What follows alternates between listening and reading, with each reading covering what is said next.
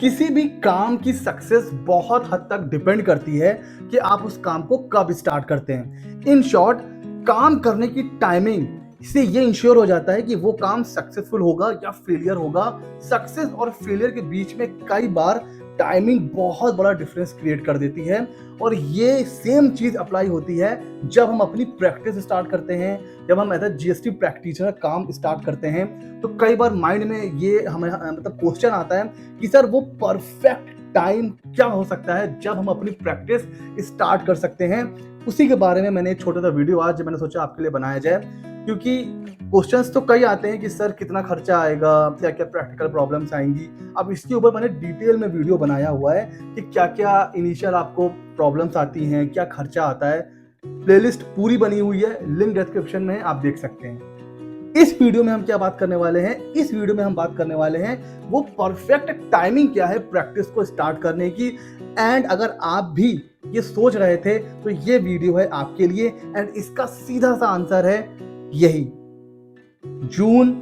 किसी भी ईयर में जून मंथ से, वैसे तो मई में ही स्टार्ट हो जाता है, बट जून एंड जुलाई ये सीजन होता है आईटीआर फाइलिंग का सीजन।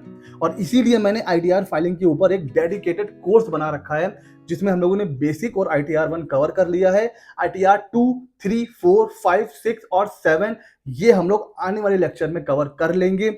ये कोर्स मैंने क्यों लॉन्च किया, ये क्यों स्टार्ट किया है हम लोगों ने, बिकॉज अगर आप ये सोच रहे थे कि सर हम अपनी प्रैक्टिस स्टार्ट करने की सोच रहे हैं, तो इससे अच्छा और परफेक्ट टाइम हो ही नहीं सकता। तो आज मैं इस वीडियो में आपको बताऊंगा कि आईटीआर के क्लाइंट्स बनाने कैसे हैं। देखिए, आईटीआर किसको फाइल करना होता है, सभी को पता होगा भाई। अगर आप इनकम अर्न कर रहे हैं तो आपको साल में एक बार आईटीआर फाइल करना है। और आईटीआर फाइलिंग के जो क्लाइंट्स हैं वो सबसे ज्यादा होते हैं, क्योंकि ये सैलरी एम्प्लॉय को भी फाइल करना पड़ता है, बिजनेस वालों को भी फाइल करना पड़ता है। कोई अगर अपना काम भी कर रहा है, कोई छोटा मोटा कोई कोचिंग पढ़ा रहा है, ट्यूशन पढ़ा रहा है, उनको भी फाइल करना पड़ता है। अगर आप लोन के लिए जा रहे हैं तो वहां भी रिक्वायरमेंट होती है। तो इन शॉर्ट, आईटीआर फाइलिंग सभी के ऊपर एप्लीकेबल होता है और आईटीआर फाइल भी करना चाहिए। तो बस यही तो है अपॉर्चुनिटी। मार्केट कैसे काम करता है, जहां जहां डिमांड है, अगर वहां वहां आपने अपनी सप्लाई कर दी, मतलब अगर आप मार्केट की डिमांड को फुलफिल करना जानते हैं अच्छे से, तो वो बिजनेस कभी भी फेल नहीं हो सकता है। तो अगर आप अभी सोच रहे थे कि यार कब से मैं प्रैक्टिस स्टार्ट करूं और क्या टाइम होगा, क्लाइंट्स कैसे बनेंगे, बॉस ये सबसे परफेक्ट समय है प्रैक्टिस स्टार्ट करने का, चाहे घर से चाहे ऑफिस। बिकॉज आईटीआर फाइलिंग का सीजन चल रहा है और आईटीआर फाइलिंग एक ऐसा अर्निंग का सोर्स है। मतलब अगर मैं आपको बताऊं, आपको बिलीव नहीं होगा। नॉन सीए में जाने में मेरे फ्रेंड हैं, उनके पास है 7,000 आईटीआर। 7,000 आईटीआर है उनके पास। अगर वो 500 भी चार्ज कर रहे हैं ना, तो अब आप इंटू कर लो और देख लो कितनी इनकम हो रही है उनकी। तो अगर मैं आपको बताऊं कि हम कैसे बना सकते हैं आईटीआर के क्लाइंट्स, पहला, आपको देखना है आप किस सिटी में रह रहे हो, उसके आसपास आपको जितनी भी ऑर्गेनाइजेशन है, चाहे कोई प्राइवेट या प्राइमरी फोकस करिए गवर्नमेंट ऑर्गेनाइजेशन, जो सरकारी ऑफिस होते हैं, वहां पर आपको जाना है और वहां अप्रोच करना है आईटीआर फाइलिंग के लिए। बिकॉज वहां से आपको बहुत अच्छे क्लाइंट्स मिल सकते हैं। तो जब मैंने अपनी प्रैक्टिस स्टार्ट करी थी, मैं आपको बताऊं, मैंने जो प्रैक्टिस स्टार्ट करी थी वो जून के मंथ में ही स्टार्ट की थी। करीबन हो गए होंगे 10 साल हो गए जब मैंने अपनी प्रैक्टिस स्टार्ट करी थी। जून मंथ में स्टार्ट करी थी। क्यों? क्योंकि मुझे पता था कि आईटीआर फाइलिंग का सीजन चल रहा है। अगर मैंने यहां से क्लाइंट्स बनाने स्टार्ट कर दिए ना, तो धीरे धीरे ही सही मेरी प्रैक्टिस की गाड़ी भी चल निकलेगी। तो आईटीआर फाइलिंग का जो अगर क्लाइंट्स कहां से मिलते हैं, एक तो आपका अपना सर्किल होता है, आपके अंकल आंटी रिलेटिव्स जहां आप रहते हो वो।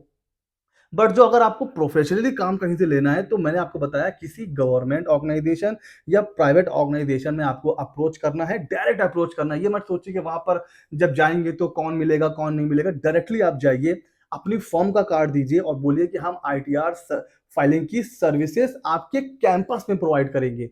आपको कहीं नहीं जाना है, आप इसको बोलो कैंप। अब इसको नाम दे दो कि हम लोग आईटीआर फाइलिंग कैंप लगाना चाहते हैं। 2 दिन का कैंप होगा, 3 डेज का वर्कशॉप होगी, या 5 दिन का कैंप होगा। तो जो एम्प्लॉयज हैं उनको अपने कैंपस में आईटीआर फाइलिंग की फैसिलिटी हम प्रोवाइड करेंगे। आप उसका फीस चार्ज कर सकते हो भाई 400 500 जो भी ITR-1 फाइलिंग की फीस चल रही है। तो ऐसे आप अप्रोच कर सकते हो। आप किसी गवर्नमेंट कॉलेज या किसी स्कूल में जा सकते हो, वहाँ पर भी काफ़ी एम्प्लॉइज़ होते हैं। आप समझ रहे हो ना? आपको ऐसी ऑर्गनाइज़ेशन को टारगेट करना है, जहाँ पर आप देखोगे काफ़ी मतलब एम्प्लॉइज़ हैं। किसी छोटे से छोटे गवर्नमेंट ऑर्गनाइज़ेशन में भी, गवर्नमेंट ऑफिस में भी 100 से 150 एम्प्लॉइज़ होते हैं।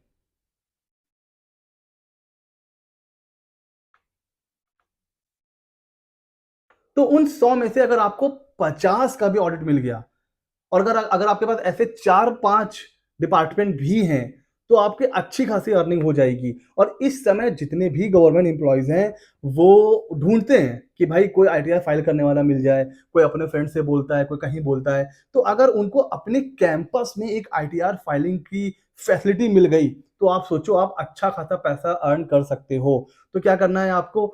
आपको सबसे पहले अपने आस-पास जितने भी बड़े-बड़े ऑर्गनाइज़ेशन हैं, चाहे सरकारी हो या प्राइवेट हो, उनकी लिस्ट बनाइए, सुबह बैग पैक करिए, विज़िटिंग कार्ड लीजिए और वहाँ जाके जो भी वहाँ का कंसर्न पर्सन हो, अकाउंट डिपार्टमेंट हो या कोई भी हो, उनसे आप जाके मिलिए कि हम आपके कैंपस में ITR फाइलिंग का कैंप लगाना चाहते हैं।